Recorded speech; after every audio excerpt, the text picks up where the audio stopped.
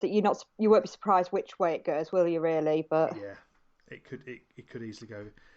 Leeds with a home crowd, you can see that happening. Equally, Wigan, they've probably got more quality overall, so they probably you would expect them to win more often than not on this one. Um, it's just two very poor teams, really, nowadays, isn't it? yeah, it's two drunks arguing over a comb or any other mixed metaphor that you care to engage with. Friday at 7:45 as well. It's St Helens against Huddersfield. I'm thinking that St Helens are going to have those players back. They're not going to want to lose two on a trot. I can see them winning by 16 to 20 points Yeah, quite easily. even without James Roby, get him out your fantasy team, kids. I would say that Saints are more than comfortable with this. I mean, Aaron Smith's proved a more than capable deputy, and they've just got that more. They've got more strike runners, more options, and the backline play is just fantastic. So I can't see past them at the moment. Moving us on to Saturday at 3 o'clock for the. I think this is about the 75th time this season. It's Hull KR against Warrington. Yep. What are you thinking? Oh, it's only going one way, isn't it? Warrington to buy about 65 points or something stupid. You don't think that Tony Smith up against his old club? You know, he's had a week to sort Rovers out. You need more than a week to sort that lot out at the moment.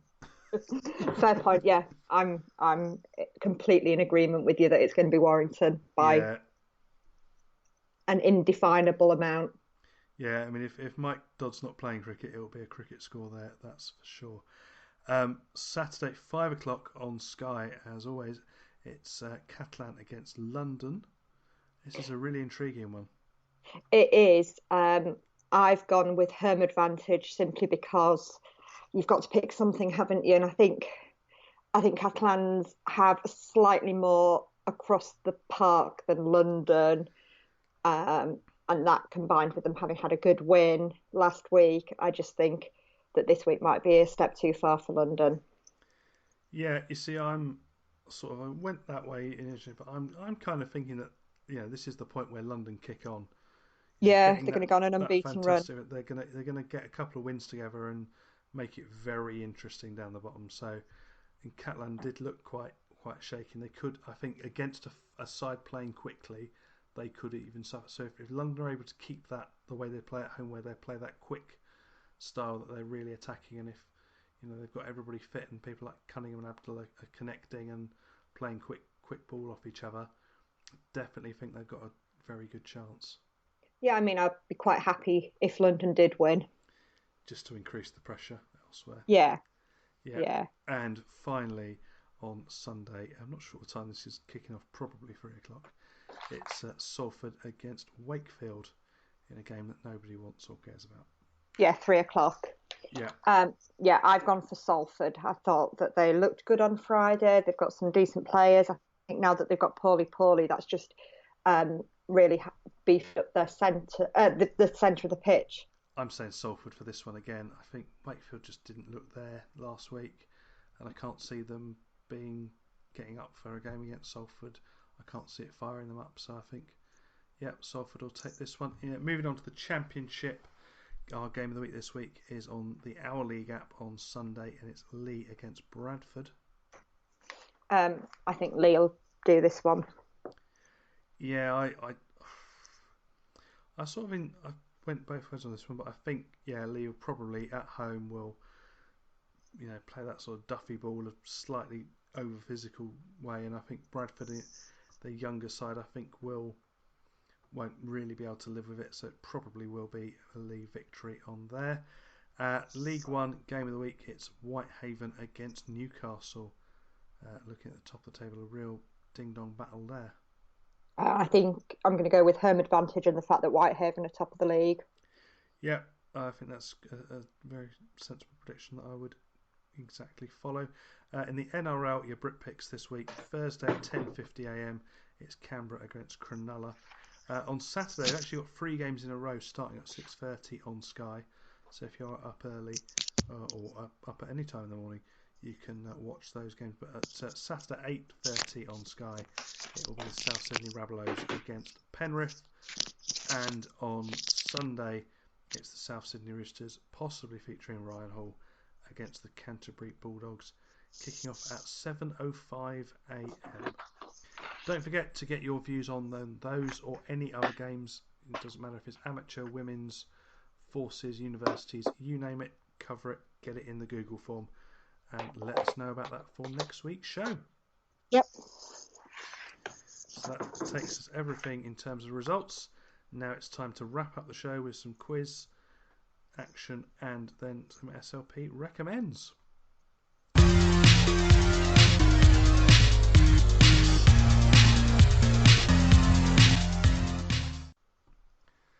Okay, time for the SLP quiz. Now, I've got a quiz prepared for you, so I have done my homework this week. Congratulations. So, yep, you can ease off on me. I forgot it one time. All the grief I got for it. So we're going to talk about a subject that you don't know much about with a subject that you do and where they collide. So we're going to talk about players who've played for Hull FC. Yeah. And in State of Origin. Right. So it's quite a simple one. There's actually 4 questions. Okay.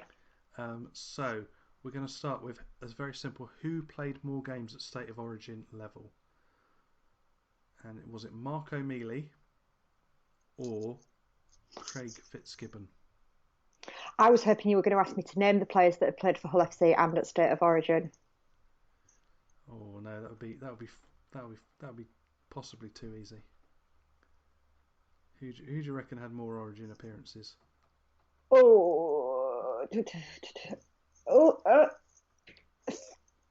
Fitz. It was Craig Fitzgibbon with just 11 against Mark O'Mealy's 10. Oh, that was close. Very close one. So we'll stick on Craig Fitzgibbon of 11, and then we're going to play higher or lower. Okay. So we're going to go for first up, Peter Sterling, higher or lower? Have you got more appearances or less? Higher. Higher, with only 13, which did surprise me. And secondly, Des Hasler, higher or lower? Lower. Lower, but only by 1. 12 points. 12 appearances, sorry. And the final bonus quiz question: which State of Origin team did they all play for?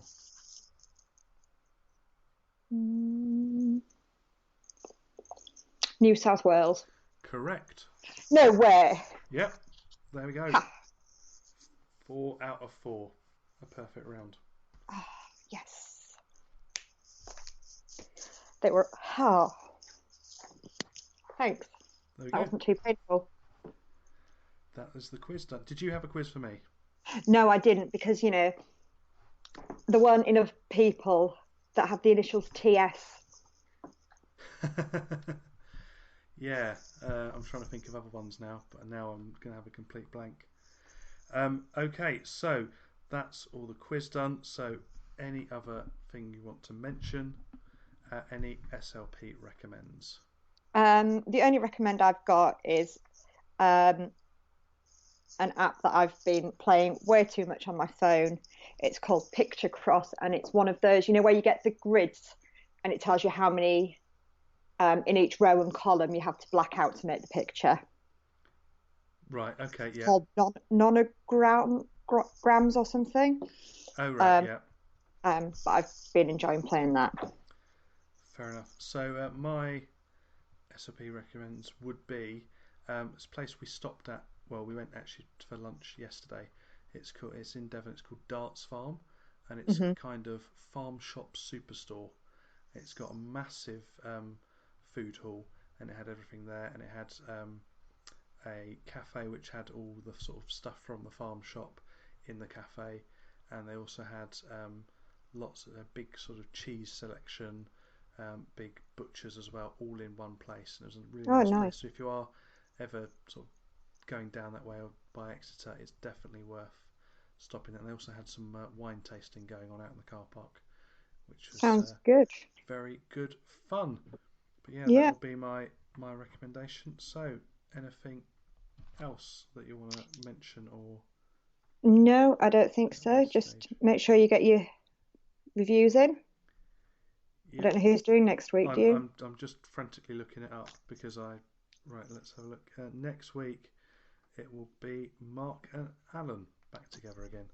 Oh, So nice. they'll be back with you next week. And Yep. don't forget to find and share the show wherever you found this.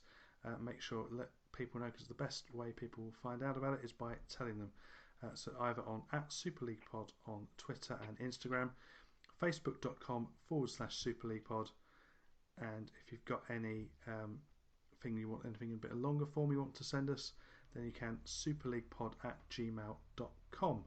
And you can also have a look at the website superleaguepod.com, and you can search for the show on Spreaker, iTunes, Apple Podcasts, Leaguecast, Android app, Podcast Addict, Stitcher, rugbyleaguemedia.com, and of course on YouTube, although it is audio only.